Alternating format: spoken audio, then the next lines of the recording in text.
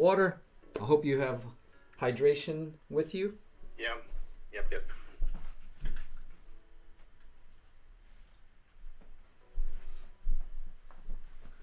All right, let me get my.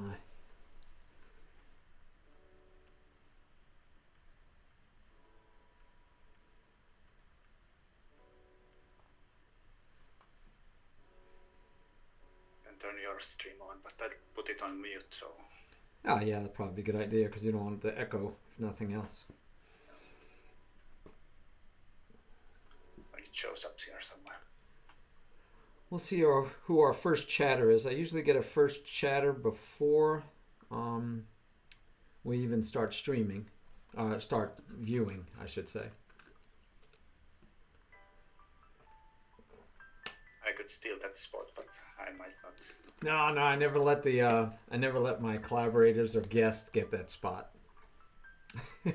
It's unfair. Yeah.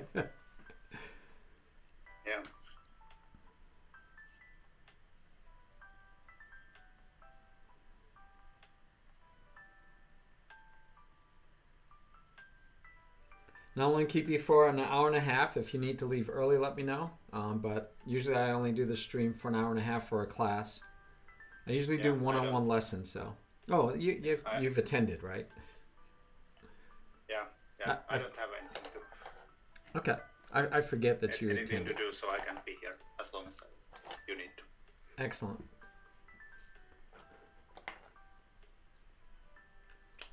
I don't know what I'm gonna talk about for 1.5 hours, but. Well, that's the nice thing. All you have to do is answer questions. All right. Yeah. We should be getting started now. And I don't have a chatter already, which is rare, but let's start off with our introductory questions we'd like to get out of the way. We are doing a one-on-one interview. Chess Wizard is my first chatter. There you go. Chess Wizard. Yes, Chess Wizard is 14 years old, and he is a student of mine. I was teaching his younger brother and sister in a real-life chess class we do here. And he couldn't do it at first because he was doing other things he was involved in, like robotics. And then he finally got time and he could make it.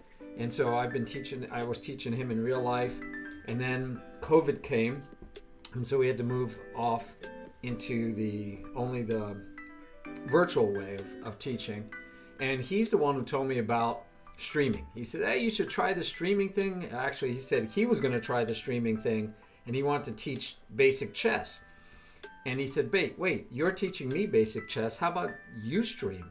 And so he got me started. I tried it out. He gave me advice, and he's the reason I stream today, and the reason I stream lessons and teaching, not anything else. So today, guys, as you see, we have with us Maury, also known as Noblerone. Noblerone. By the way, I always thought it was Nobler One. One that was more noble than others. Yeah, I hate that interpretation. It's like Toblerone, the Swiss chocolate. Noblerone. Right. It's just sounds funny to me, so I picked it. Now, my mother-in-law likes the Toblerone, and I tried it because I never had it before I got married, and then she introduced me to that chocolate or candy, and I was like, oh, okay. I never connected the two, and I just thought, you're always trying to guess, as you know from streaming, because you stream. It's always hard. You're trying to guess, how do I pronounce this person's name that's on? It can be scary. Yeah, it's really hard sometimes. Yep. I usually mangle the names really badly when I try to pronounce them. Understand. And I've been mangling yours, so I'm going to just go with Maury today. That's fine. A lot easier. So today, guys, instead of our one-on-one lesson, we are having an interview with the National Master, also one of our team stream, the Streamers Community Team members, and a fellow streamer. And you know him online, and it's right there in the chat, so you guys can link up and check out him whenever you like. And that'll be broadcasted every 10 or 15 minutes or so. So they'll keep seeing that. But I have questions I'm going to ask Maury, and he's going to give us his thoughts and his insights and answer. And if he doesn't want to answer a question, he won't. But you guys can also ask questions in the chat, and I'll curate those and squeeze them in if we have time. So Maury, let's start at the beginning, man. When did you first learn how to play chess? How old were you? That's a kind of hard question because I have no idea. I was pretty young. And my dad played chess, so he taught me at some point, but I don't remember. No, 5, 6, 7, somewhere around there. Okay. When did you start playing in tournaments? Well, probably I went to club very early, so, but I don't know if you count those as tournaments, but also probably at maybe 10, 12, somewhere around there when I was first playing in some kind of official tournaments. Okay. And were they rated at that time? I think usually they were rated. Okay. But my game files and my data is kind of incomplete at that time, so can't really remember all the tournaments or when was the officially the first one or something like that. Okay. Oh, this one should be a little easier. When did you start streaming? It was at some point in the January of this year. Oh, it's just January 21. Yeah, basically I'm really close to 1 year of streaming, like month or so. Yeah. I just celebrated my first year streaming in November. Yeah. So that was kind of neat. And then Twitch sent me an email a month later recapping my whole first year. Yeah, I think I got something like that. Okay. Or maybe it was the 2021 recap, something like that. Yeah, it was a recap of exactly. Yeah, but since you've only been doing 2021, yeah, I think you're going to probably see one in January or late January or February. Yeah. Cool. So you've been playing chess for a long time. You've been playing in tournaments. Did you actually try to get to a national master title, or were you just playing and doing well and you just got there? Was it like by accident or was it a goal? Well, it was a big goal when I was younger, but I never got there. So I got the national master title very, very, very late. I was like 34 already.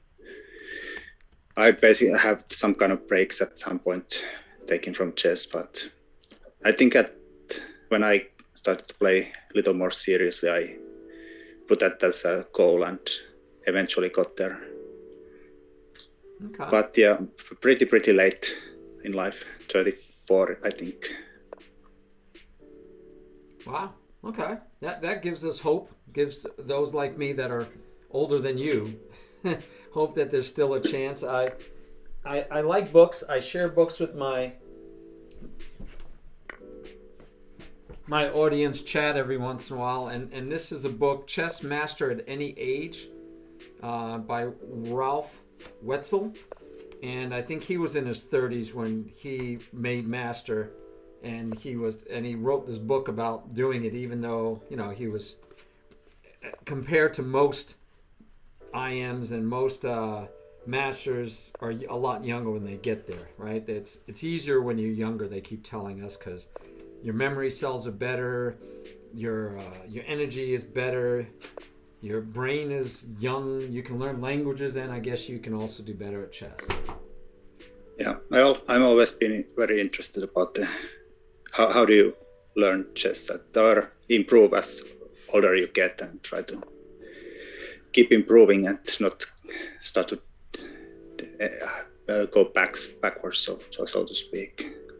But yeah, I've always been interested about any topic on how to improve as an older player, or try to maintain at least the rating and skill-wise. But I think still I'm improving. I think hitting 40 years and still improving, hopefully. Yeah, hopefully. Not sure. Yeah, like I said, you're building my hopes up, because I'm older than you. I'm older than 40, and I'm hoping to keep getting better so that I can at some point make national master also. That'd be nice. So national master in Finland, is it 2200 rating? Yeah, it's the 2200. I think it's usually same in most countries. Yeah, seems to be this. It seems to be a standard across. And Finland has their own national rating system or national organization. Yeah, we have the on rating list. It's pretty close to the ratings to the Elo ratings from Fides one, Okay. but we have our own ones. And So is that all that's required in Finland is to get the rating? Because in the United States, it's all you have to do is achieve a certain rating. yeah, it's just rating. Okay. Awesome. Yeah. And so you didn't get it till you were 34 years old. How long? What were you rated when you first decided that you wanted to do it and you were going to focus and try hard to get there? That's a rating is somewhere open here.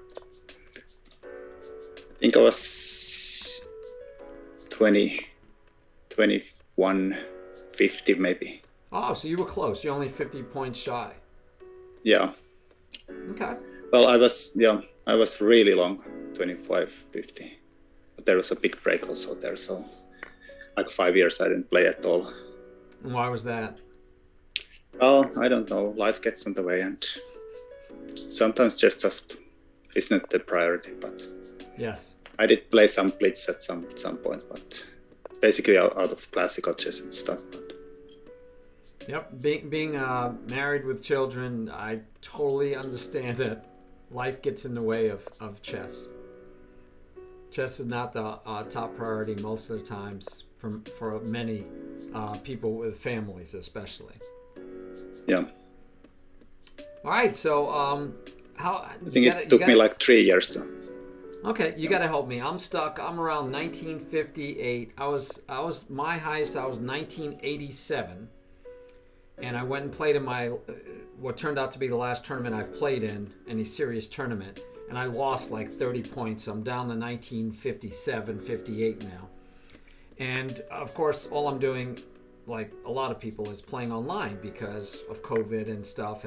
But it's been I've been out of it. Talk about breaks. I've been out of it nearly 20 years now since I played in a tournament. And I'm like, okay, I'm gonna make a new goal for myself. I'll try to become a national master, which just means I want to reach 2200. So I'm going to ask you some things that, personally, I'm curious about what would it take, and maybe I can get some ideas about what I need to do to try to get to a lofty status of a national master would be nice. Any title would be nice, but. Yeah. All right. So, in your opinion, or just in your experience, what did you do to help yourself get there? What were the things you focused on, or what did you study specifically to get you to the level so that you could be a national master? Well, one thing I hadn't done much before was just do ridiculous amount of tactics. I did like a lot. That helps so much. In calculations, make it so much easier when you see a lot of patterns start to see all pop up from everywhere. So tactics. Also, I kind of maybe learned something about myself, that I don't have to play certain openings or positions I don't like. I picked up opening repertoire that gives me openings and positions that suit my style or I'm very happy with. So I always have had really ridiculously bad opening repertoire. Okay. I made it very narrow, but the positions I get are kind of suit my style a lot much better than. So I don't have to suffer positions I don't like much. Well, usually I used to get a lot of positions I didn't enjoy playing, but now that the opening repertoire is somewhat suits my style, so results seem to be better. Okay. And how did you determine what you liked and didn't like in openings? Well, I always liked really clear positions, like not too complicated with bunch of tactics and too many complicated parts and moving pieces around. So I tend to like the very simplified stuff and tend to try to get them to simplified middle games and end games. So I don't want to win out of opening. I just want to get something to play for. And that was what you enjoyed, or did you find that was just better for you? Well, yeah, I do enjoy it more, and it's better for me. So I have been also, one of the things I improved a lot, and that made a big difference in jumping to the National Master, is that I started to work on end games.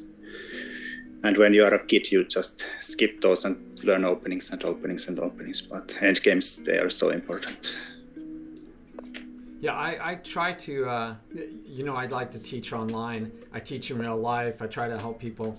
And I keep trying to get people to work on openings. But you're right, for the most part, young or not, they're like, I don't have time for that. Real interesting note that I've heard multiple times from my students is that, why am I going to study openings? I never get there. They lose the game. End games. Yeah, I think you mean. Yeah. So you studied, you changed your openings to openings that fit your style and that you enjoyed playing. Didn't feel like you had to be stuck in openings that didn't fit your style and that you didn't enjoy playing. And you studied end games, and you studied tactics. A lot of tactics. Yeah, that's basically maybe the three most important parts. And when you say end games, what type of end games were you? Because I love king and pawn end games, but I understand, at least statistically, they say that the most common end game are rook and pawn end games. Well, I think rook and pawn end games, but also the pawn end games. I think it's best to start from the basics, and the pawn end games are the most basics you can get, and go from there to more advanced stuff. But yeah, rook end games, they are so difficult though, so they are really hard to say you master them at any point. But yeah, basic pawn end games, they are so important also. So okay, they are very, very good point to start from. So when you were studying tactics and end games, was this before like the deluge of computer programs and software, or were you using normal books or printed books, or were you doing things? I think my improvements have always been, I've started playing on internet very early, like 95-ish or something, 1995. Okay. On the old ICC server. Ah, yes. Yeah, but yeah, that was probably a very important factor in my progress. That I started to get a lot of good games. I meet a lot of good players, so it's always been a little problem in my part of Finland where there doesn't tend to be much higher rated players, and they are often very inactive. So when you had getting good games been a real problem. So when you went to play in these tournament games, when you went to get your rating up, how far did you have to go from where you live? Well, I haven't really traveled that much, but usually I've been like 200-kilometer radius. That gets me to the Helsinki, and so there tends to be the most of the tournaments. Okay. But I've always loved to play in the nearby clubs. If they organize some tournament, I usually try to play there. Okay. So you were able to use the internet a lot, which is a boon or a gift for many people. When I started, studying it again, I'm pretty old, so the computers were not, there wasn't much out there to use on the internet. I remember when the internet started. So I'm excited for everyone how much they can use computers now instead of hard copy books. But are there any books that you have read, that you like to read, that you especially enjoy or think are worth it for other people? Any favorite chess books? Yeah, I've always been really bad at reading from cover to cover, so I there is very limited amount of chess books I have read from cover to cover, so I tend to read parts. But I think one of the first really good books I read was the Richard Reti's Masters of the Chessboard, which I like the progressive style where he kind of paints a picture of the development of chess, and I really love that book. Okay. I don't know if I have read any instructive books, very basic stuff. So I tend to, when I was a kid or young, I tend to read a lot of opening books, and that was basically wasted time. But now I'm reading a lot more books. I did love the Kasparov series of the great predecessors. I think Shirov's book, even if his style is nowhere near my style, the Fire on Board I did love. Okay.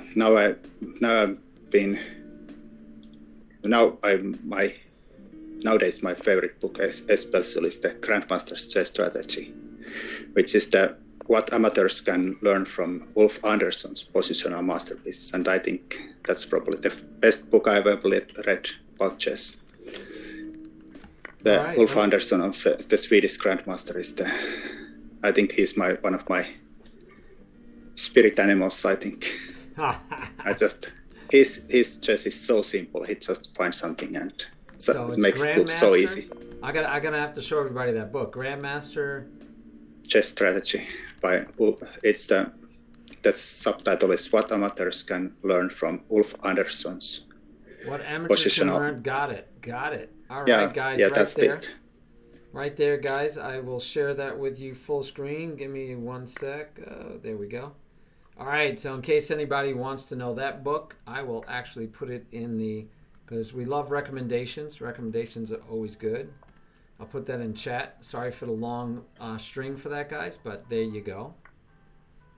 Ulf Andersson's his style is ridiculously simple, and I don't know how he does it, but it seems to be that he wins the games without any effort. Of course, he's on black side, he kind of draws every game, but on white side, it seems just ridiculously easy sometimes. All right, yeah, we'll have to definitely check out that book. I love recommendations for books and other things for us. Do you look at any games of masters or strong players? I do follow the Grandmaster tournaments, but I don't know, apart from maybe Magnus, his style is somehow very likable to my style. I think there's grindy endgame style, but I tend to like to watch the old masters more than the modern guys. So I do too, actually. I love the older masters. No, I don't know. The new guys are so difficult sometimes to understand. I think they're so highly computerized, the style, and I don't understand it. So let's get back to your study then. So when you study tactics, end games, and you change your opening repertoire, you weren't reviewing classical master games to do that. You weren't looking at those games then.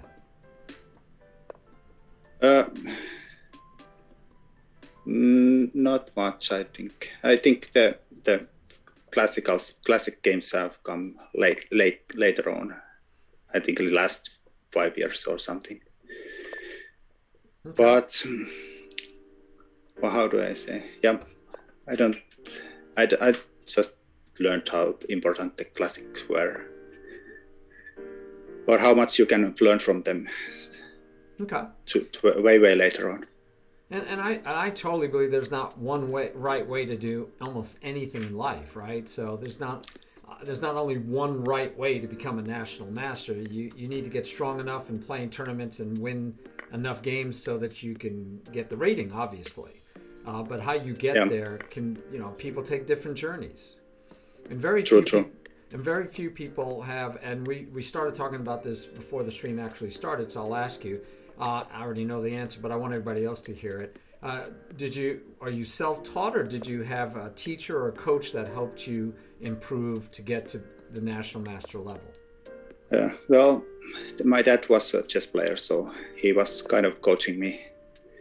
But I think I was like 16 or something, 15, 16 when I passed him in the ratings. But so I never had a coach, so to speak. Basically self-taught.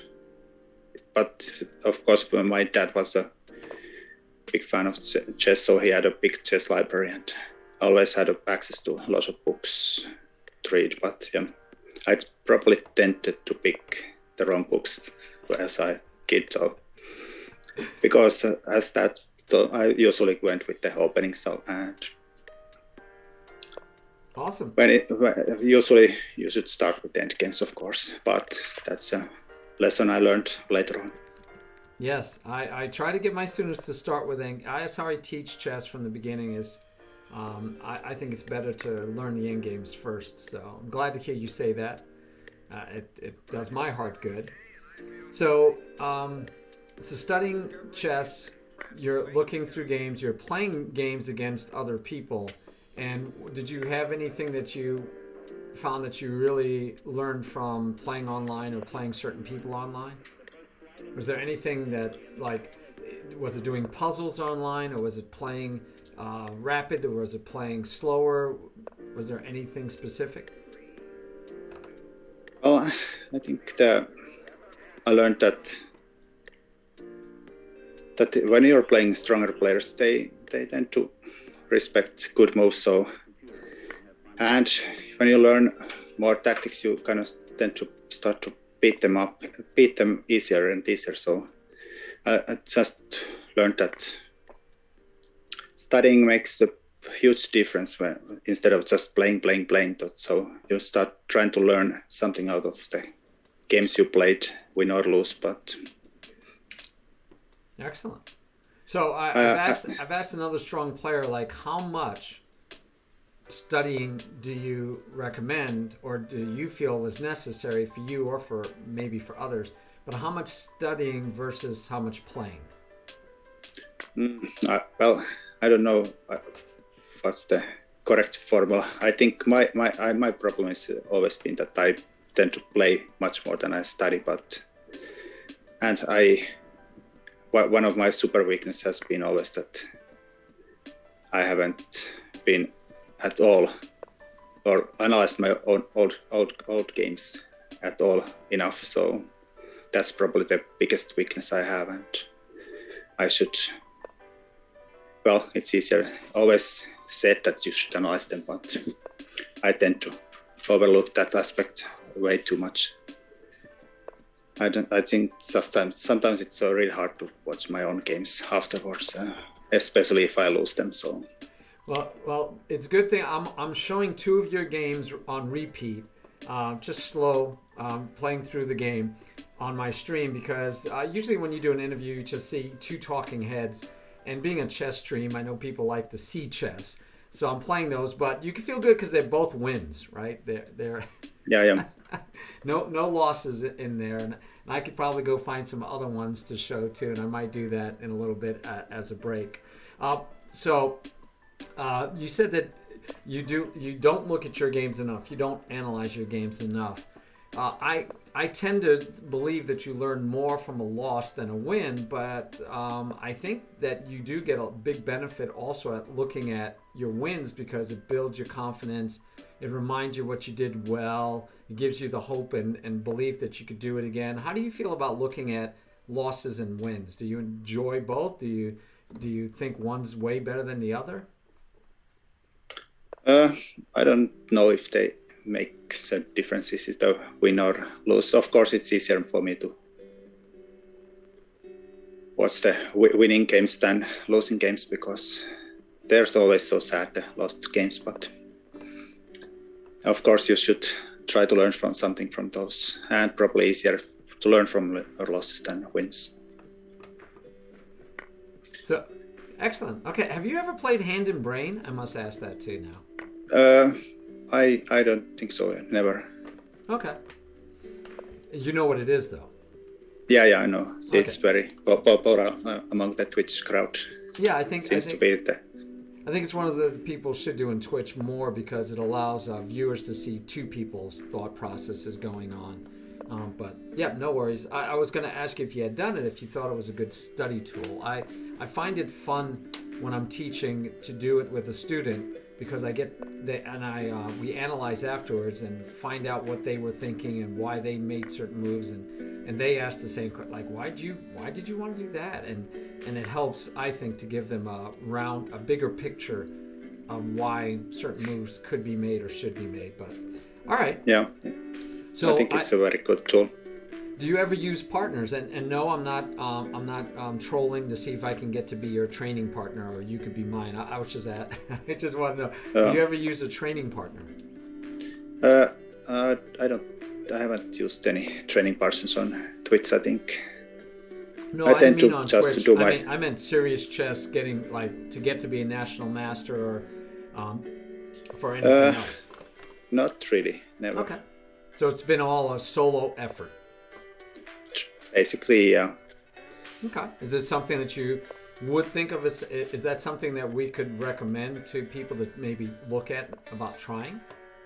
Yeah, probably. So I think it would be a really good aspect, but of course, you have to have access to some guy who's probably at the same level as you are, and yep, or a little higher, right? It'd be nice. Yeah, maybe. Yeah, True. yeah. I think you would want to find like an international master to train with. That might not help them as much, but it would help you more. Yeah. Yeah, I always wonder. There was an article in one of the new chesses about the guy who was in, I think his 40s also, learning chess again after now that the COVID is a thing. So he was talking about that he find a stronger player and to teach him, and also the weaker player to teach somebody, so he could maybe when you teach somebody you kind of tend to learn on the way on yourself too, so trying to simplify some concepts and etc. and make it clear to yourself also the way. Okay. So since you were, I know we've said this already, you used the computers and online for training for tactics. You did give us a great book recommendation. Anything like, I find that I use Lichess and I create studies, and if I want to study an opening, I actually work through an opening in Lichess in the interactive mode, and that seems to work really well. Is that something that you've ever tried or have contemplated trying? I've done quite a lot of studies, I think. That's one of the best features probably on the Lichess. Yeah. Overall, Lichess is like the best thing to happen on chess forever, I think. So everything seems to be done perfectly. So. Okay. But I do the Mondays, try to go through the classics, and I use the study feature for that, and it's very good. All right, I've got a tough question for you. So you said you were around 2100, 2150 for a while before you made it to 2200, and you had to work at it.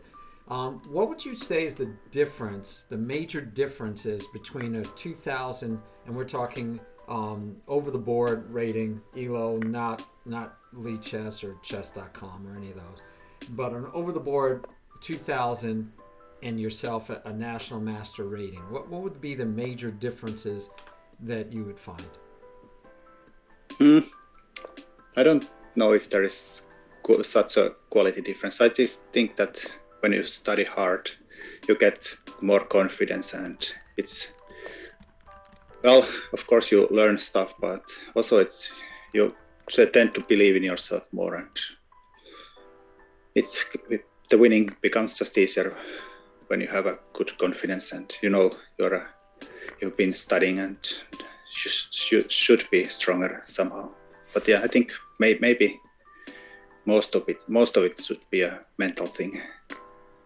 Wow, I'm interested in that. You say that. I like that also. I think confidence is key in many sports. I love playing a lot of different sports and games, and I'm a games player. And I agree with you. I think it happens a lot that confidence makes a big difference. I mean, you could be overconfident, but I think it's better to be overconfident than to lack confidence, right? To have low belief in yourself is more detrimental to your success. So I'm glad to hear you say that. Oh, all right. How would you advise someone to gain confidence? Well, for me, it's just that when I study, I think I feel that stronger, and when I kind of lack and take a weeks off or something like that, I tend to feel less confident when I'm playing chess. Sometimes the break makes a good makes your game better. So I don't know how it works sometimes, but usually I tend to go with the more I study, better I play. But sometimes the breaks, I don't know, helps. Maybe you're exhausted mentally or something, and that helps that or something. But it's really hard to explain. So taking occasional breaks, though, it can be a good thing. Yeah. And when you say taking a break, is that from tournament chess, from serious chess, or is that chess from chess in general? Yeah, well, basically I've been taking a 2-year-long break from any serious chess now that with the COVID, but I don't think the online playing it's really hard to take it as seriously as the over-the-board stuff. So I did play one rapid tournament in November before the COVID really got again started to pick up, but. Gotcha. Okay, tougher question for you too. I've watched you play on stream. I like watching your stream. I love listening to you talk through your move choices and picking your moves and playing on stream. Enjoy your stream immensely. Thank you. No, you're very welcome, and thank you for streaming. Do you think the same way in serious over the board games as you do when you're playing on stream? I don't usually have any kind of a inner monologue myself. I tend to pick up moves without trying to vocalize my thinking at all. So I'm really always impressed when I watch your or somebody else stream that who can say why the things are the way they are. I tend to be more of the just see a move and move it, and it's really hard sometimes for me to try to vocalize my thinking process or something. So that's something I really want to improve. So, but I tend to be more on the calculating side, and really hard to explain why I move the moves I move. Yeah, I don't find it easy either. I can tell you that. It's yeah, well, I guess it's something you learn by practice also. Yeah, I think you can learn it by practice and a little bit almost by luck. Almost, you fall into it. You're like, oh, okay. If I explain it, so it can help. Okay. So you were saying that you don't vocalize how you're thinking when you play, of course, right? I mean, that wouldn't work in a over-the-board tournament talking out loud what you were thinking. But I have things that I try to teach people to do, and now I'm wondering, and again, I'm okay with, I'm not saying if you don't do these things that I'm wrong in teaching to try to do these things, because people learn and improve and play differently. Everybody's different. Everybody's an individual. So I'm okay with that. But you say you see the moves and you just see them and you go. Do you ever look for candidate moves? Well, usually when my position gets difficult, I start to look for candidate moves. Then when the natural moves, in the first move that comes to mind, I see immediately it's gonna lose. So I start to look for candidate moves. But it's probably one of those things I should improve a lot.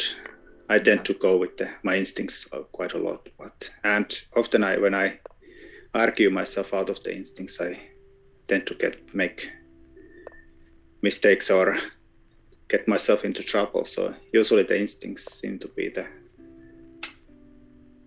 the the better choice that I argue myself into making some other moves sometimes. So.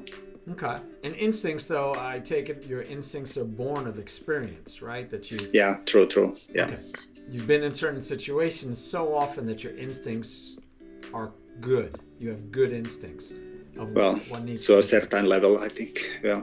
But yeah, I think you tend to be a pretty good in blitz and faster chess, so the instincts they work. So, but on the classical, on the other hand, then they tend to be maybe on the light side. So. Okay. Outstanding. Do you still study now? Before you go back and play in tournaments, you're going to do some studying before you would actually go play? Well, yeah, I think I study now even more than ever. Now that with the streaming and try to learn stuff more. I try to maybe make some kind of progress. Maybe try to get to a FIDE master at some point. I know it's difficult, and especially getting Elo-rated games is ridiculously hard in Finland. Okay. Yeah, I wouldn't even know where to go for FIDE rating. I'm happy to stick with my USCF rating, I guess. I don't want to travel too far again. Family, it's hard. It's hard to go travel. True.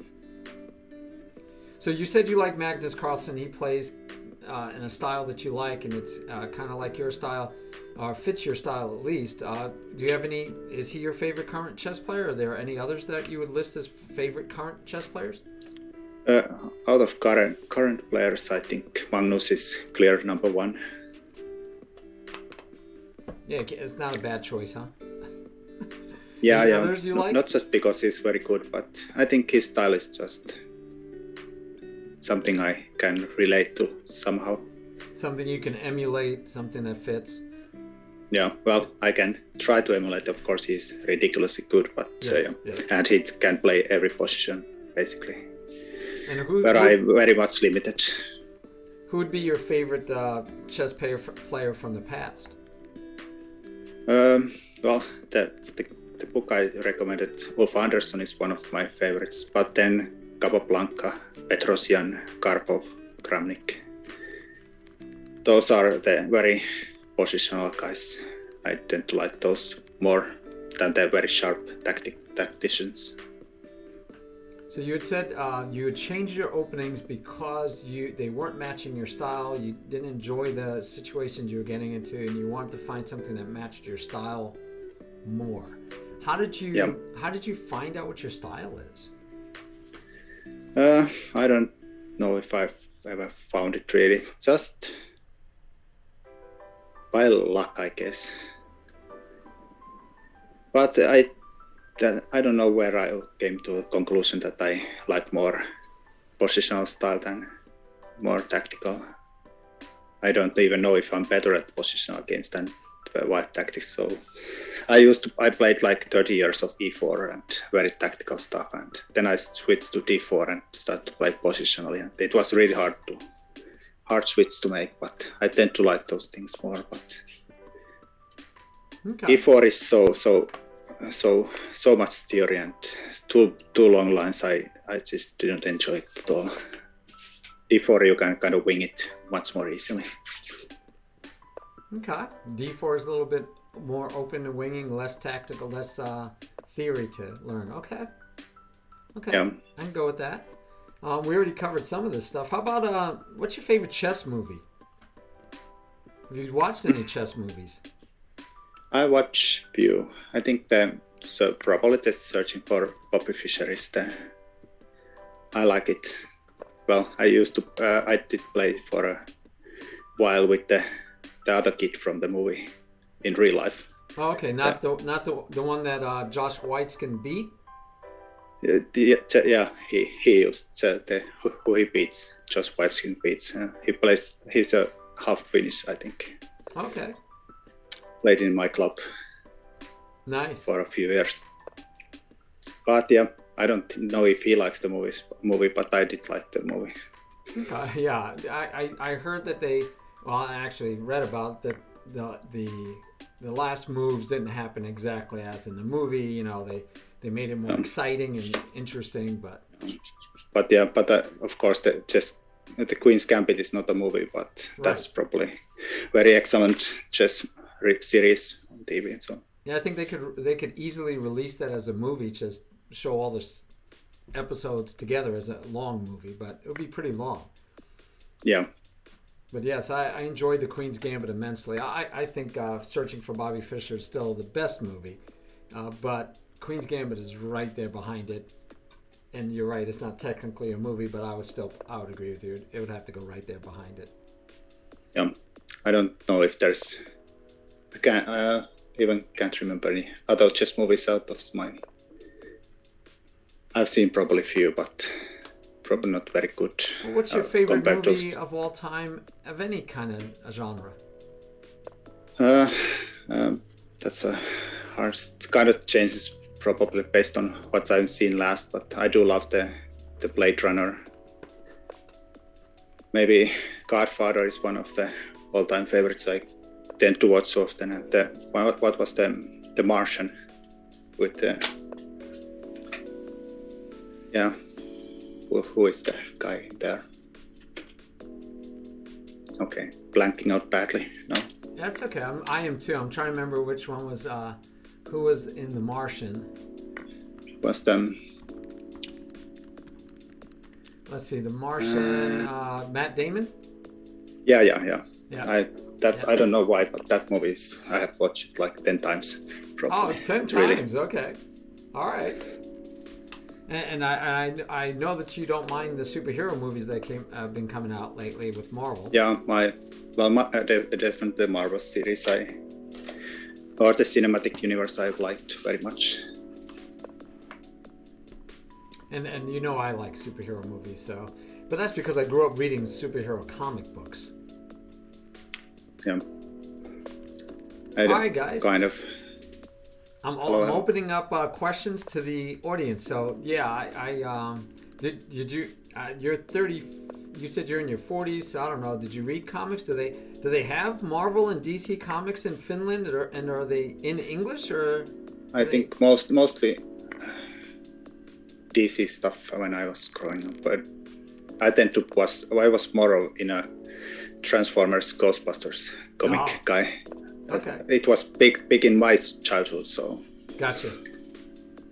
But I did read a bunch of superhero comics too. I thought the Transformer movies were not bad. I thought they had nice special effects, and I remember Transformers being on cartoons on TV when I was growing up.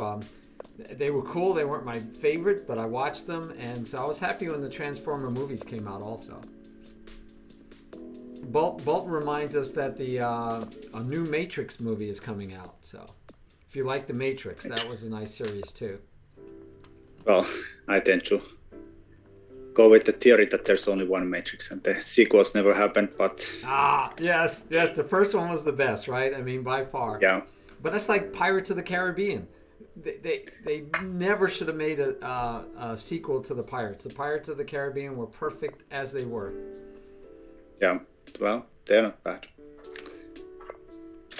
I would have been happy with just one Pirates movie, and it would have been done with.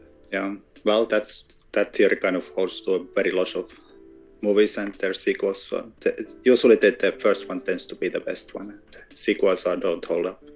Yes. Maybe very few exceptions. Yeah, it's hard for. I think it's really hard to make a sequel to a really good movie. If the movie rocked, the first one, you should sometimes just leave it alone. Yeah. So, thinking of back to chess a little bit and trying to think about my own situation and trying to get better. I've said that I'd like to get to about 23 or 2400 on Lee chess, and I'm talking rapid because I think rapid is the closest to classical without being classical that I can find. I say to myself, well, if I can get to 23 or 2400, back to your point about confidence, I'll be confident that I'm playing well enough to make it to 2200 over the board. I need that confidence when I go in the tournaments because I think that if I think about the worst part, the part I liked the least about being at a tournament or playing in a tournament was the stress that I would feel. That I'd be stressing out so bad during a match because you're every move you're just sweating and you're nervous and you're shaking and you're trying to find all the best moves. It's and you're worried about losing and winning. I mean, that's the major factors going on in your mind, I think, at the time. Yeah. So we've already talked a little bit about, like, I have asked you, like, well, what do you think? What could you do to improve your confidence? What do you do before you go play in a tournament and or during a tournament to help relax you, to deal with the stress? I don't know if I'm ever been very good at relaxing. I tend to get very nervous before tournament.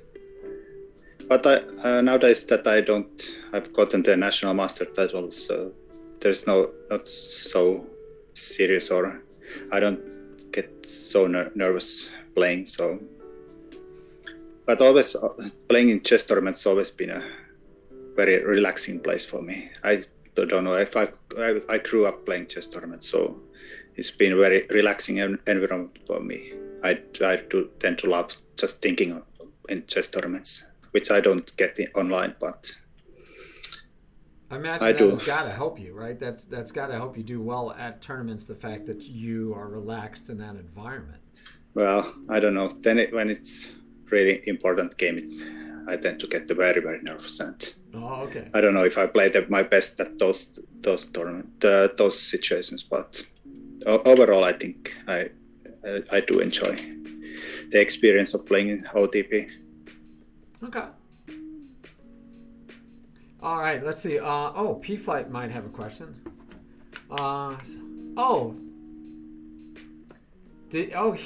P-Flight. No, that has not been asked. P-Flight. That's definitely a new question. When did you learn shogi, and which one did you learn first, chess or shogi? Well, chess much earlier. Shogi, I learned the moves at some point, like 10 years ago. Then at some kind of a random thing, I decided to start playing it on stream, like maybe 3-4 months ago, and it tends to stick. I like the game. Well, maybe game is okay, quite fun, but the community was also there, very, very welcoming and nice. So I then got stuck there. All right, guys. Do you have any other questions? I'm going to take a break asking questions. Let you ask some. I'm going to go pull up some more of our man right here, Maury's games. Just to go look at some more of his awesome wins. I'm going to throw them into my studies, awesome wins. I can let those run in the background. Always like looking at these wins. P-Flight wants to know if you think chess helps you with shogi, or vice versa, I guess. Yeah, I think it helps a lot. There's so many similarities with chess and shogi. So the good chess players tend to get to a certain level of shogi very quickly. Have you ever played Go? Go? Uh-huh. Yeah, I know. I'm very bad at it, but I know the basic rules. Not all the rules, I think. I fell in love with Go. And I don't think chess helps with Go, but I think Go might help with chess. But I love Go. Go is, I don't know why, I just really, really like the game of Go. It's it's difficult, ridiculously difficult also, but I'd like to learn it, to play it better at some point, but it's another big time sink, and I don't think I have enough time at the moment. Yes.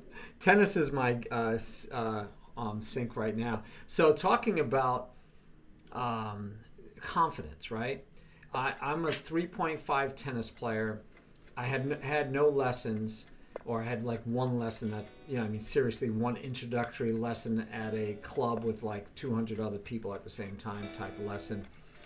And then I've gone through some drills, and I've had some stronger players give me advice. Never really a full-time coach or teacher.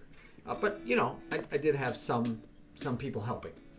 So I can't say I've had no lessons with tennis. But I want to get from a 3.5 to a 4.0. That's the next level up. Kind of like I'm almost an expert in the USCF in the United States. If you get to be, I believe it's 21, I think it must be 2000, I think, is an expert.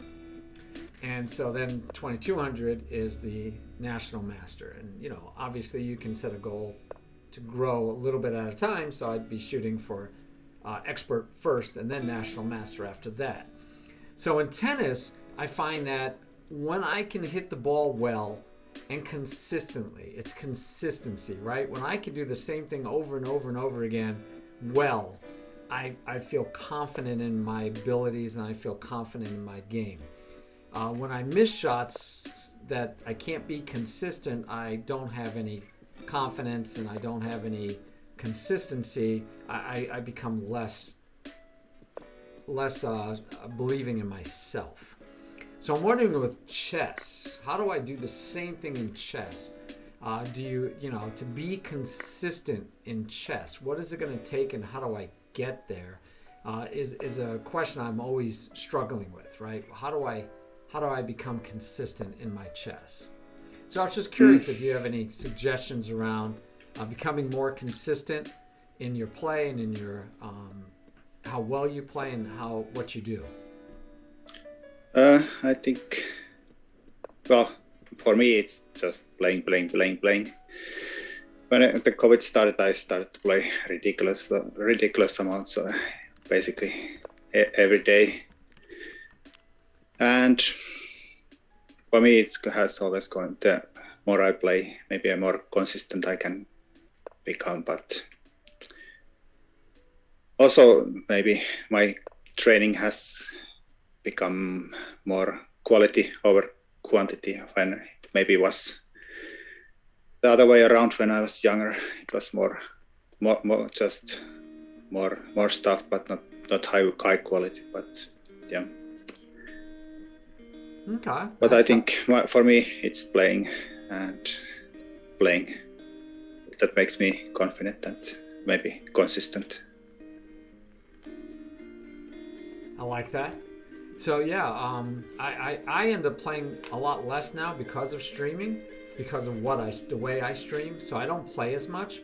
So I actually added in a reward for channel points to challenge me, and my Chess Wizard is one that will remind me, hey, you need to play some more games. You need to get your rating up, and you need. So it's nice when I have them helping me out and reminding me of what I need to do and how I can get there. So I will say that my viewers sometimes help me to play more games.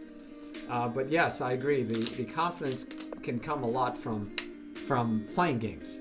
So guys, we are in an interview. We are an hour into our interview, basically, with Maury, a national master. You guys know him as, and I'm going to mess up the pronunciation, Noblerone, on Twitch. And he streams, of course, you guys know him, I'm sure. And we're asking him questions that we always wish we could ask of a titled player. So if you guys have any questions, we are open in the second half an hour, in the last half an hour, third segment, for you guys' questions. So throw them out there. Let me see what you got. I don't know, Montague. I'm just replaying games from Maury's best games on Lee Chess. I'm just letting them run in the background because we like seeing chess. I realized when I've been interviewed or interviewing other people and I only see talking heads, I'm always like, I want to see chess though. I mean, it just feels right to see chess going on. Yeah. Let's see. Oh, wait. Okay. Brandon's asked me a question that has nothing to do with this interview. You could, Brandon, yes. I always like co-presenters for the candidates. You definitely, as the champion, you have an open invite to come and do that.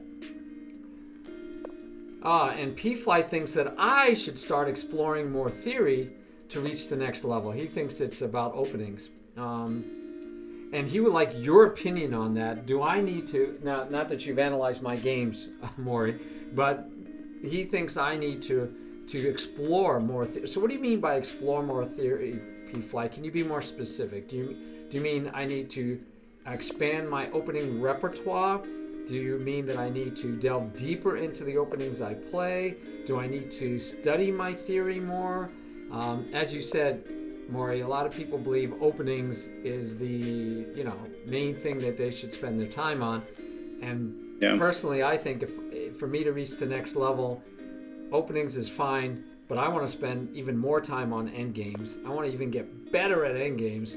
And from what you said, Maury, because P. Flighty said it earlier, that tactics, end games, and then picking openings that met his style. And I agree. I've said that too, that I always recommend that my students learn openings that they feel, I don't say style, but I say comfortable with, right? I want them playing openings that they feel comfortable playing. So what do you... Yeah, well, I don't agree with the opening stuff. Yeah, I tend to go with start with the end games, go to the middle games, and openings kind of tends to be a big time sink for a lot of people, but I don't think they are that important that people think they are.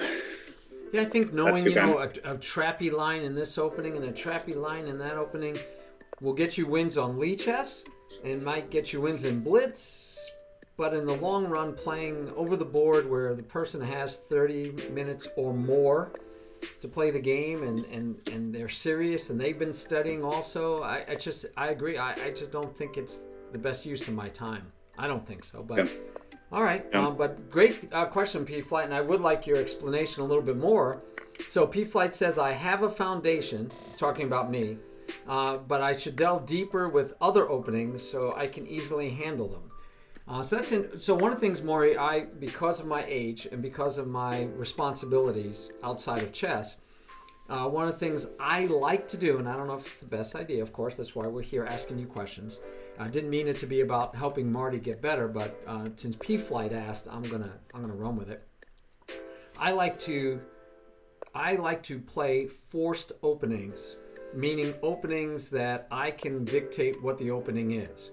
So it's not always the most solid openings. Like I like to play the birds, which is scary and dubious sometimes, and people will tell you it's a bad opening, but I like playing the birds because when I play the birds, I know I'm playing the birds. No matter what black does, we're going to play some variation of the birds opening versus e4, d4, like you were saying. When I used to play e4 pretty much exclusively. In fact, not pretty much, totally exclusively. I don't think I've ever played, I know I've never played d4 in a rated tournament. But for me, the d4, the e4 and the d4, those aren't forced. They're it's open. That you don't know what black is going to decide. Black decides the opening. If I pick e4, and like you said, it's very tactical compared to d4. They could play anything. They could play the Sicilian, the English. The Sicilian, the French, the Caro-Kann. They could play e5 back to you. They could play the Scandinavian as one of your best wins. Where we were looking at was the Scandinavian. So really, you're leaving while you're picking the family. Black gets to pick the opening, and the same thing happens with d4. They still get to pick the opening, although, like you said, it's maybe less strenuous because there's less choices there. Maybe, I don't know. So that's what do you think about opening study? Because you changed to play openings that you said fit your style. So if someone like me is trying to get to a certain level, national master level, besides finding openings that fit my style, is there any suggestions you make around openings? I don't know if there's nothing wrong with bird. I think it's very practical choice and good choice. Probably at some level it's not anymore correct, but that's very high level. So probably a very good practical decision to go with bird. Yeah. And I think going with the Dutch on the black side kind of fits with the bird theme. Thank you. You tend to get very similar positions. That's exactly why I play the Dutch. It's like I play the Dutch and the birds, and not saying that they're great openings, guys. I've never said that. The reason I play those are because I think they're good openings, good enough, but primarily the major reason is I have less study. I only have to study the Dutch birds. I'm studying, in my mind, basically one opening. Where if I was playing E4 or D4, I have to study many openings. I cut my study time down, in my opinion. That's why I do that. But yeah, well, my entire opening repertoire that I built up for me was based on some kind of a triangle system with the Torres and Slav defense on black side, and I tried to get same position on white and black side. So I tried to make it super narrow. And the Scandinavian is one of tries to get even the same position out of E4 openings. So basically you get your triangle, but the tip gets cut off. So nice. It's super narrow opening repertoire, but see, guys, very solid. So Chess Wizard actually, I thank you guys though. I love you guys. So P Flight and Chess Wizard are both trying to improve my chess, and they think it's that I need to. My openings, they think I need to pick different openings or at least delve deeper into some other ones. But I think it's I want to learn different variations of my openings, right? So I want to know how I saw recently, I play the French, and so I saw a different variation to play against, and I forget if I think it's the Tarrasch variation. I don't really care about names that much, but it's when white plays knight to D2. How do you respond on the third move? And there's a variation where you could take the pawn, and I've never played that variation, and I saw it a couple of times on YouTube videos. A couple of people espousing it, so I'm checking it out. It's like, oh, it's a feasible choice, something for me to try something different. That's how I like to expand my openings versus the option of, learning a whole new opening. I don't have time, guys, to learn 20 openings. I don't have the time or the inclination to want to learn 20 different openings. But I do play a lot of different openings as white. I have, and I do. Okay. Brandon, I will guarantee you Maury will take no offense when you say that his Twitch name reminds you of a chocolate in the UK. Yeah, that's exactly why he has that name. So I think Brandon would pronounce your name correctly. Yes, that's exactly his name, Brandon. That's where the name comes from. Yeah, some kind of mangled, funnier version of Noblerone. Yes. Noblerone. All right.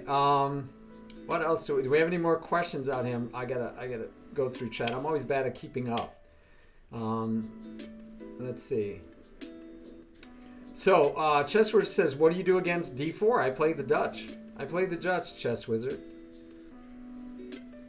Now I do like dabbling, not delving, but dabbling in other openings. But I play the Dutch, and the question on the Dutch is, what variation of the Dutch do I want to play? Because they're again, when black because black forces white to play the Dutch, then black gets to know different variations, and I need to learn those variations better.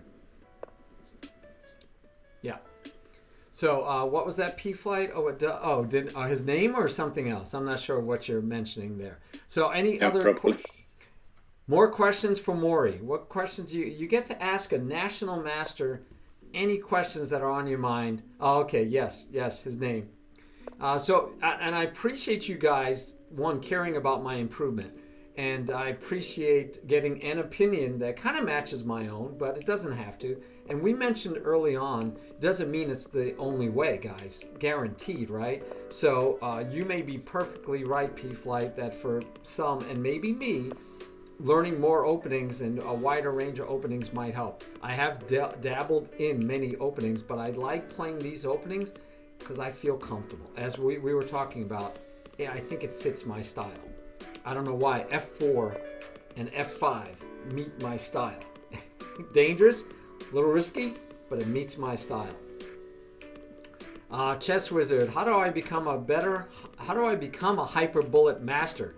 Actually, I want to know what opening you started out with that boosted your rating. So he's talking to you, not me, because I don't play bullet or hyper bullet or ultra bullet. I don't play those things if I can help it.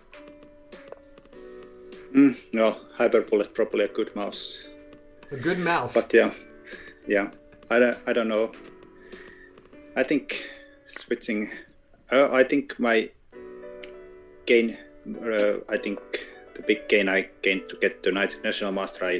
I hadn't probably switched to D4 yet. I still probably played E4, but I think my switch from E4 to D4 that did increase a lot my rating online, at least, because I just started to get more reasonable positions. Also, that's something that I know and enjoy more playing. But that's that's very interesting too. So maybe for me to get to National Master to the point of P-Flight and Chess Wizard, I could see maybe trying D4 openings, but I'm gonna recouch what you said, and you tell me more if I'm on target.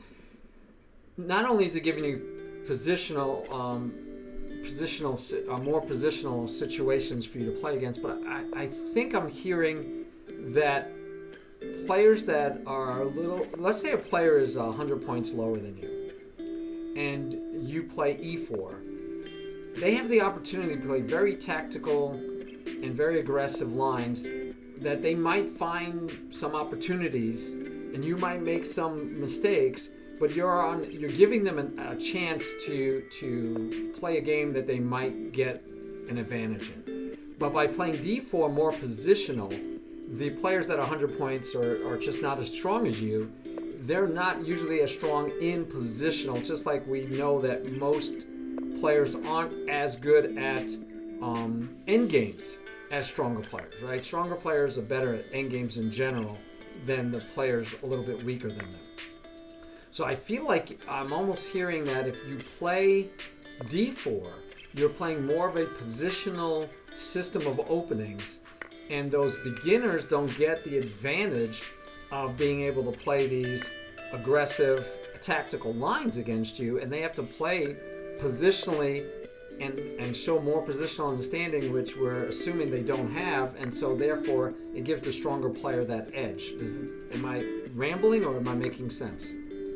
Yeah, you're making a lot of sense. I think that's exactly what it is. Also, the fact that E4 you already said that the black gets to decide what you are playing, so there is a lot more variance there where with D4 I tend to play the same stuff whatever black throws at me. So E4, not only the lines are very long theoretically, so anybody can learn a lot of moves by heart and gets to probably knows because they pick the line, they know the positions better and they tend to be much sharper, so I don't like that at all. So D4 is, for me, it's basically just a practical decision to avoid a lot of memorization, which I'm very bad at.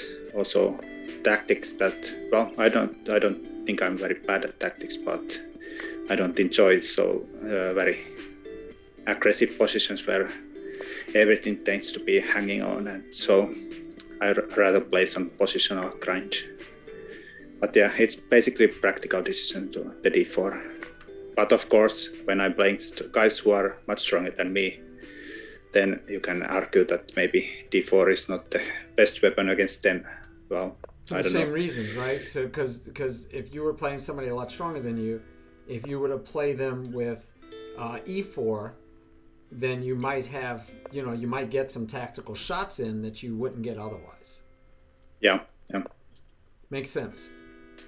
Makes a lot of sense. That's very interesting. I never considered trying D4 to change that flavor, to change that idea of how the game might go, and playing a variation that would be more comfortable for me. I didn't think about that. But it makes sense. It's the same way I think sometimes I'm playing. If I'm playing online, I'll just use it because it's mostly online. If I'm playing online and I'm playing someone that's that's lower rated than me, I know that if I push them into an endgame, I'm usually going to be doing better than they will. And because they don't know endgames as well. And so it's like, yeah, I'll go playing a weaker player, I will gladly trade off almost every piece on the board because I can get to an endgame and have an advantage. Yep. Very good. Very interesting. Very interesting. All right, guys. What else you got for me? Trying to get Master to me. Thank you. An edge leading to mid or end game. That's a great. So P Flight says the reason he wants me to change my openings is he wants me to have an edge going into the middle or end game. But the problem with that, P Flight, is I think you're thinking Lee chess because again, over the board, White has an edge. When they start the game, they move first. And if I stay ahead in development and I'm playing something I'm comfortable with, and by the way, the edge I usually get because I play my openings is on the clock. So no matter who I play, because I'm playing openings I'm comfortable with and I know well, if they don't know it as well as me, which is rare that they do because, with White they're playing black. How often do they see the birds? And with White, if they play d4, how often do they see the Dutch? And if they play White e4, how often do they see the French? So they probably aren't as comfortable as I am. So I get a savings on the clock right off the bat. And the clock is important over the board and Lee chess or online chess. So I think I do get out of the openings with an edge on the clock if nothing else. And then I want to make sure that I haven't given up my advantage of the first move, right? I don't want to play where black easily equalizes. I don't want to play a game where black easily equalizes. And if I'm black, I want to be at least equal when I can't out of that opening. But can't be based on chess knowing the opening really well, because if your opponent knows it equally well, where are you at? Right, there is no opening that you could show me that gives you an edge out of the opening every time, because that would be the opening everybody would play. I mean, it would be the only. Why would you play anything else? Formerly Anti, thank you for a question and a good one. How deep do you generally calculate in your candidate moves? And then formerly asked in a rapid game. But let's do them in general games and in rapid games also. So if you're playing over the board series game, how deep do you find that you generally calculate candidate moves? Like 4 moves deep, 5 moves deep? Probably not very, very deep.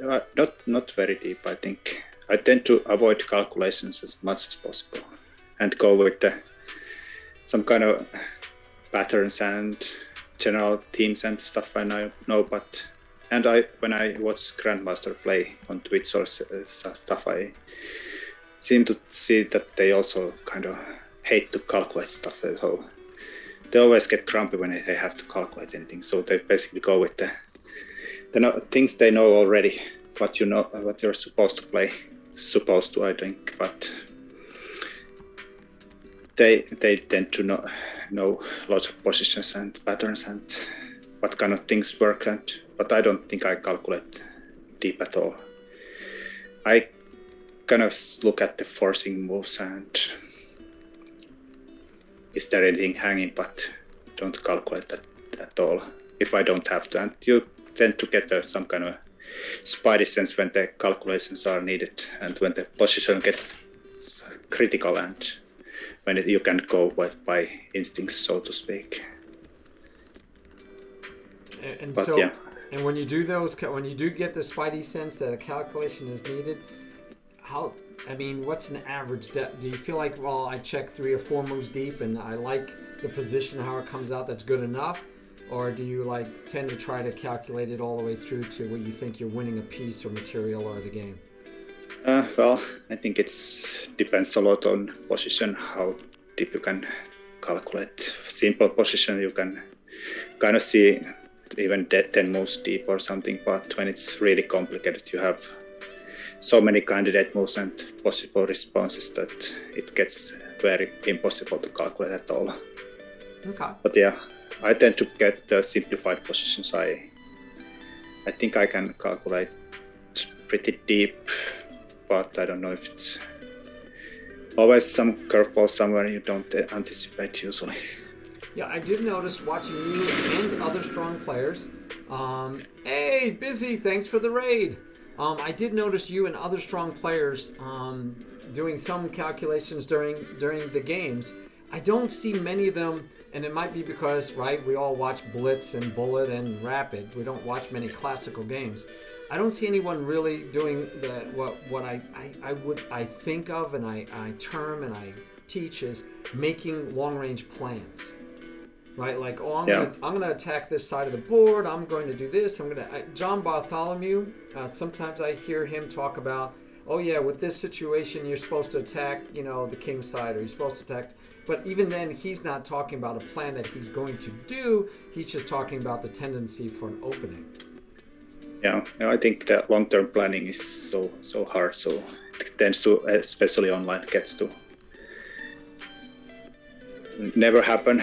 Usually you come up with some small idea that you notice your piece is bad and you notice some square that it would be nice to put in, and that's your big plan is to maneuver it somehow to a better square, but the big picture tends to get overlooked often. I think it's basically because it splits so often, but yeah. Okay. And I don't, classical is so, I find it playing online classical is really hard to get or take it seriously enough. So I don't get to some kind of, well, I don't know. It's really hard to get the same feeling when playing OTP or online. Yeah, I try to find, I try to play classical online to practice for over the board, but I agree, it's hard to find good. And that's where I think a practice partner online might help, where I could get somebody to say, hey, let's play, once a week, a serious game, and they're playing as hard and serious as I am maybe. Searching for classical games doesn't always mean you're playing somebody that's playing serious at all. They just, for whatever reason, are picking a slower time control, it seems like. Yeah, well, yeah, on leads, especially when you enter the classical tournament, half of your opponents are going to press Berserk button, and I just, what's the point? Yeah. The arena tournaments, they don't actually play classical anyway. So the question was about in a rapid game, though, so I want to make sure I get formally Anti's actual answer. Do you calculate in rapid speed games, and if you do, how deep? Well, probably I'm very big time trouble addict, so sometimes I calculate just way too much in rapid, especially. But of course, less in classical, more than in blitz game, but really hard to say how deep. Depends on so many factors, I think. Okay. But yeah, usually I just few 2-3 moves deep, probably some basic stuff, so you don't blunder anything horrible. Yes. I by the way, I love hearing you. I count it as a humility on your part, but I love it when you're looking at a movie and you go, no, that's probably too greedy. That's too greedy. I love hearing you say that. No, that's too greedy. Well, I can't do that. I used to tend to like to steal pawns. I know that can't be stolen, so. But and overall, I usually take them anyways and suffer a lot. But okay. I don't like taking gambit pawns in openings, because then I get to my opponent's territory. But yeah. Some dubious pawns somewhere, those I tend to steal and suffer trying to hold on to them. But yeah, gambit pawns, I think taking them is pretty bad practical decision, especially in blitz games. Right, and especially if it's an opening they know and studied, right? That's not usually good. Hey, all right. So, P-Flight asks, he says, building off of formerly Anti's, is finding 3 candidate moves enough at higher level games, like approaching master level? We did talk about 3 candidate moves a little bit, but this is a different specific question, so let's go with that. Is 3 candidate moves enough? Is it the right number at all? I don't know if it's the right number, but yeah, I already said that I often tend to go with the instinct move, and then try to find some candidate moves, trying to argue myself out of the first thing that came into my mind. But yeah, 3, well, of course, again, probably depends on the position. Usually there is not that many obvious moves, but yeah, 3 is probably a good number. Yes, Drobex. We actually talked a little bit about shogi. You should check out the earlier part of the VOD, and you'll see some comments about shogi specifically. I try to tell my students 3 candidate moves, but I also tell them if they could come up with 2 candidate moves, I'll take that. Sometimes it's just the idea is that they don't, like you're saying, just accept the first move that comes to mind. I want them to look deeper and see if there's something better and not settle. Is really what it comes down to. Of course, when more you train, you tend to learn new ideas in certain positional types, and then it gets easier and easier the more plans you know and how others have approached that position.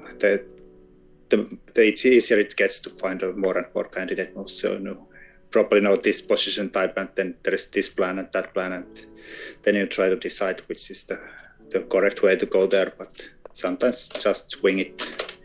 Today I'll try this and tomorrow that plan or something. But all right.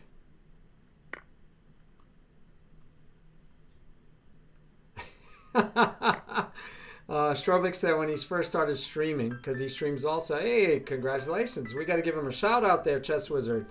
Please give a shout out to Strobic. But he says when he first started streaming, he did stream a little shogi, but no one ever hung out when he did.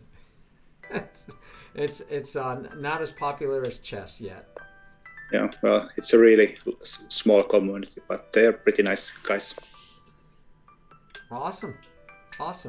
Any other questions for our national master being interviewed today? I've gone through pretty much all of my questions.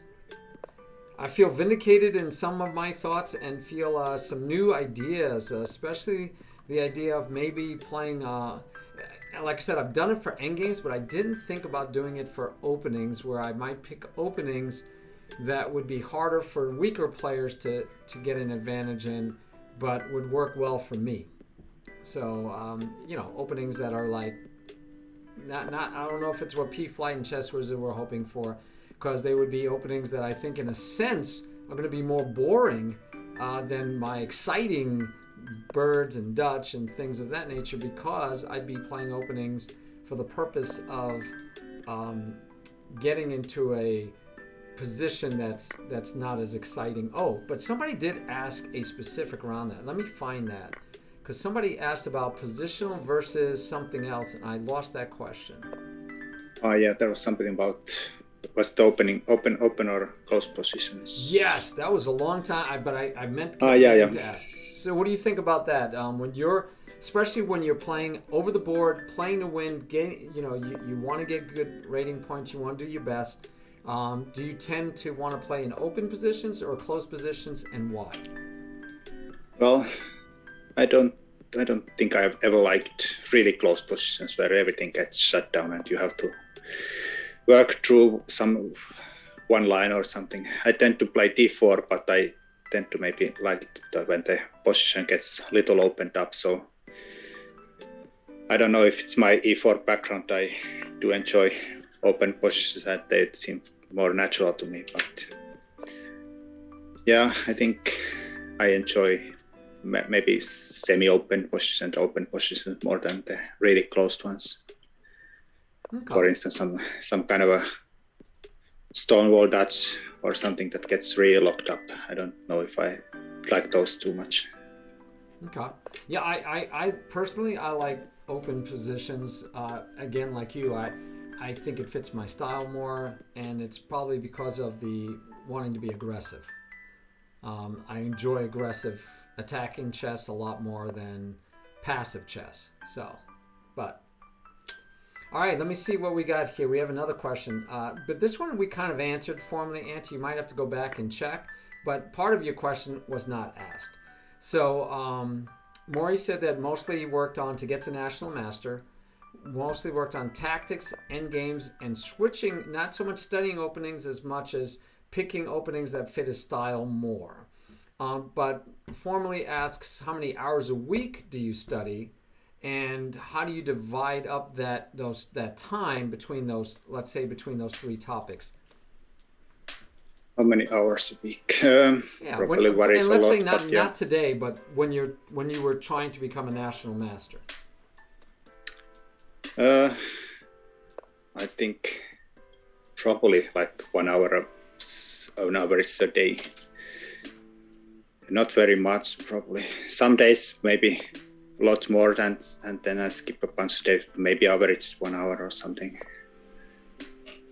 Okay. And I don't know if I divide topics. I tend to go with what feels most fun at that time. I never been so very systematic in anything of my training. So sometimes I study tactics, sometimes I look at games or study end games.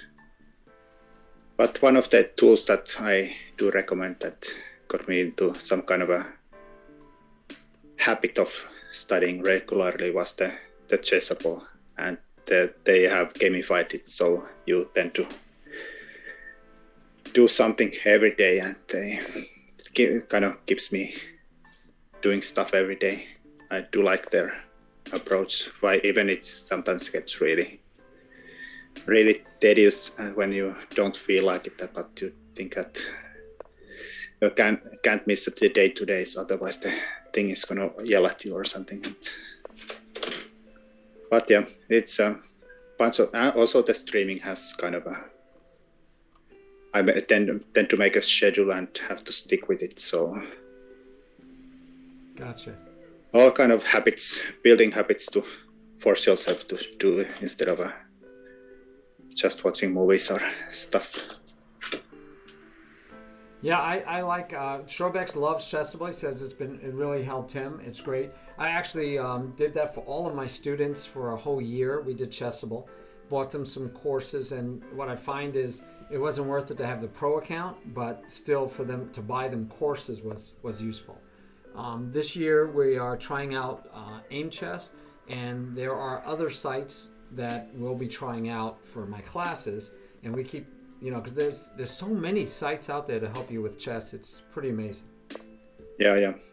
And it does make study and the ability for you guys to get better ridiculous, right? I mean, there's just so much. If you just use the study functionality, analysis, opening, explore, everything in Lichess, you're going to get better.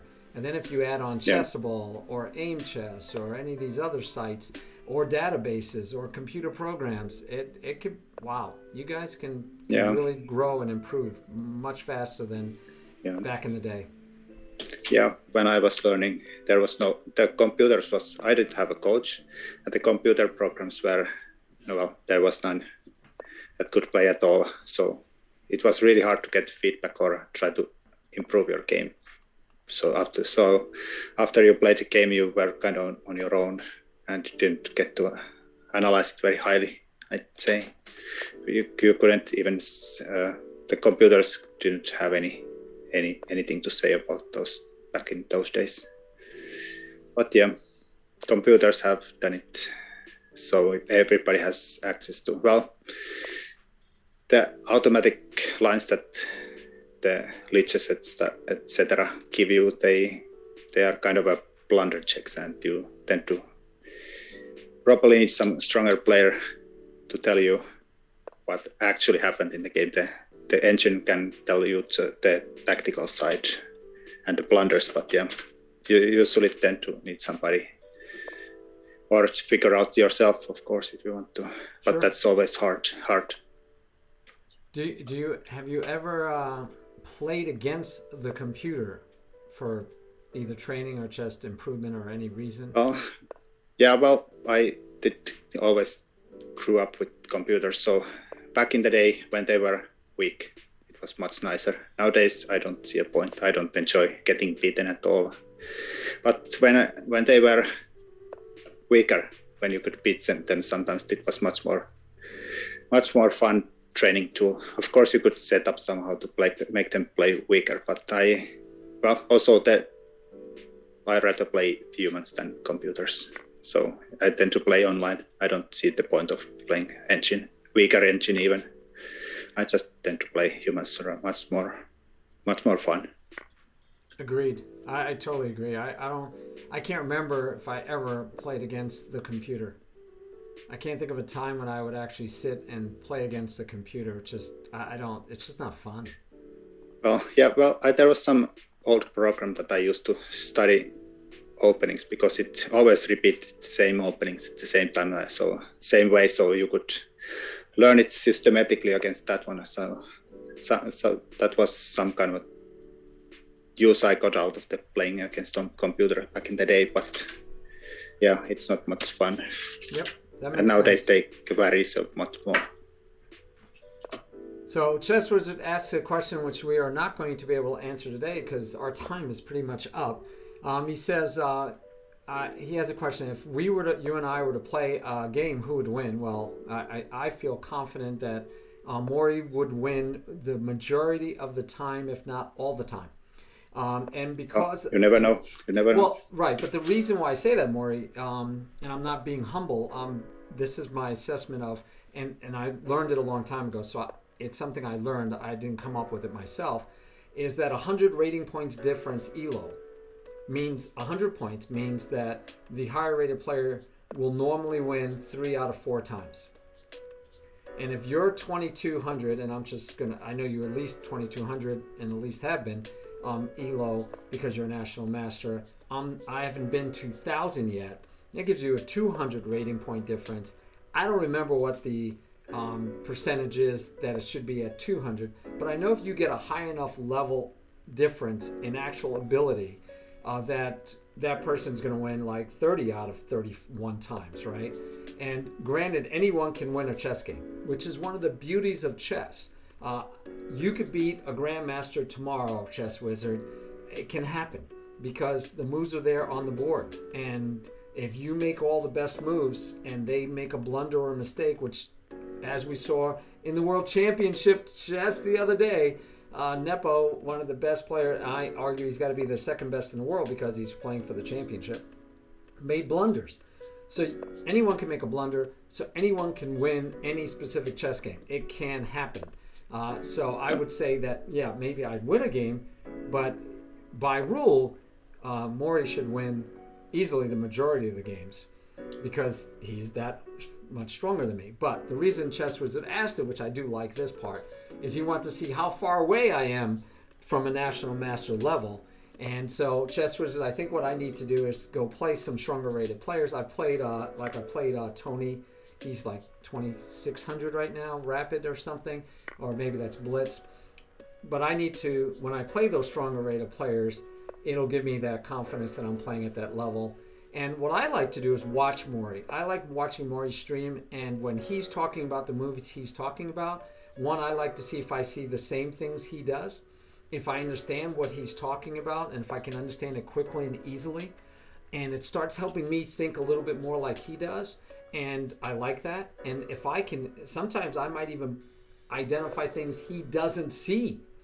And then I'm like, wow, you didn't do that. I think you were playing a game the other day. Yesterday, I was watching you, or the day before. It was your last time you streamed.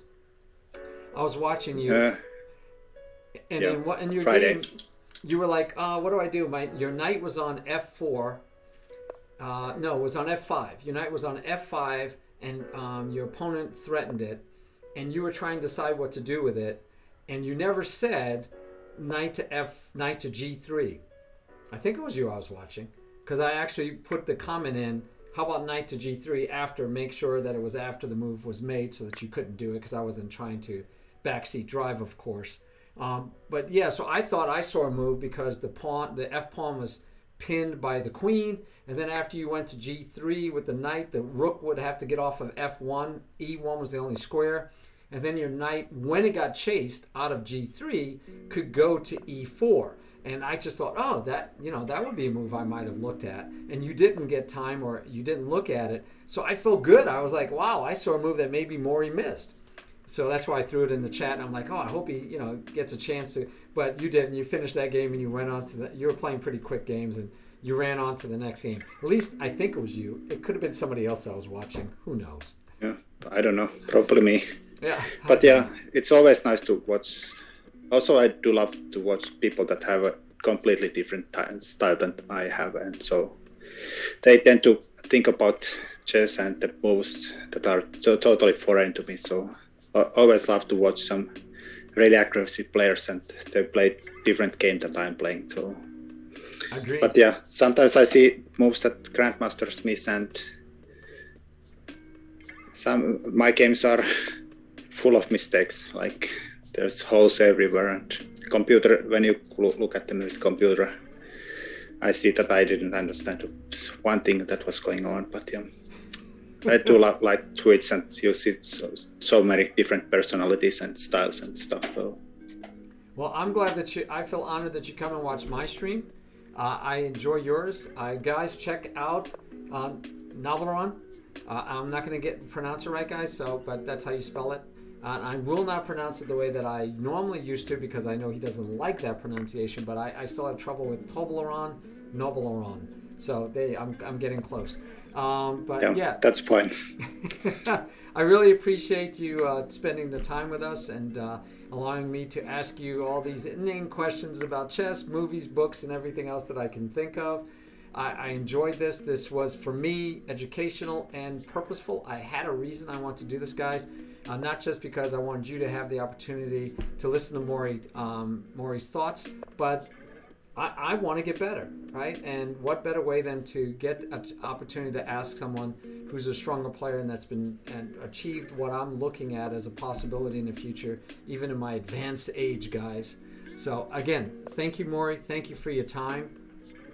Yeah, no problems. I'm very happy that this worked out somehow okay. I was very nervous that I had nothing to say, and I hope somebody got something out of this. Well, I can guarantee you at least one person got a lot out of it, so that'd be me. So I'm happy either way. The best, hey, I tell you what, guys, and you know this, all of you that stream, if you're not enjoying streaming, you probably shouldn't be doing it and probably want to stop doing it. And so you have to make sure you're enjoying what you're doing on stream before you worry about if someone else enjoys it. So for me, I that's kind of like where I stand right now with doing this with Maury. I enjoyed it. I learned from it. So I'm happy either way. So I'm happy at this time. All right, guys. I'll have to go. Yes, you should check out the rest of the VOD. You should get all the answers. I'm going to go back and I took notes sometimes, but it was mostly taking notes so I can ask follow-on questions. So I'll have to go back and spend some time with the VOD myself just to make sure of what I want to learn. Let's see.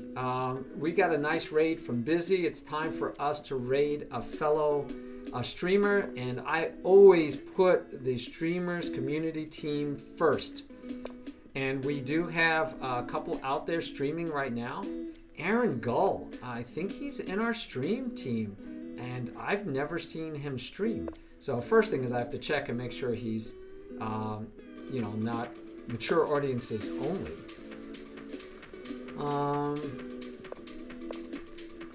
Seems like, I don't know, seems like an interesting guy or gal. I can't tell. Oh, it's Aaron, so we'll assume it's a guy.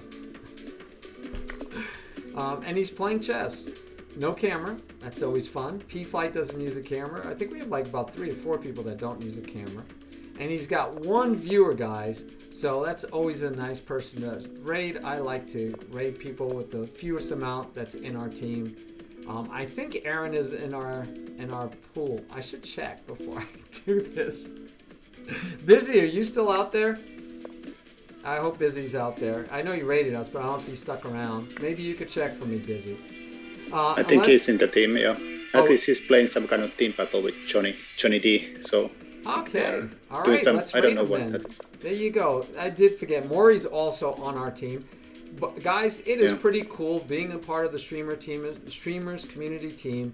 If you join the community team, please put the logo on your screen like you see on mine right there. Right there. And Maury's on the team. I mean, it's really nice to have stronger players on the team too. So stronger all the way to weaker, learning to teaching. We have a gamut of people on the stream, which on the team, which I think is pretty cool. Try to patronize those people, not in a bad way, but patronize them as in going to their streams. I don't know, Strobex, are you going to be famous? I keep having random people appear in chat telling me that yeah, those famous guys, anybody that asks me if I want to be famous, we ban them, of course, immediately. Yes. All right. Yes, D1 is, but D1 actually has 7 people, while Aaron now is up to 2. All right, guys, I will see you later. Maury, you can stay around for 2 seconds. I'll say another thank you to you when we get done, when I close down the stream. We are raiding. Please, guys, go out and give Aaron Gull a hello and tell me what you think.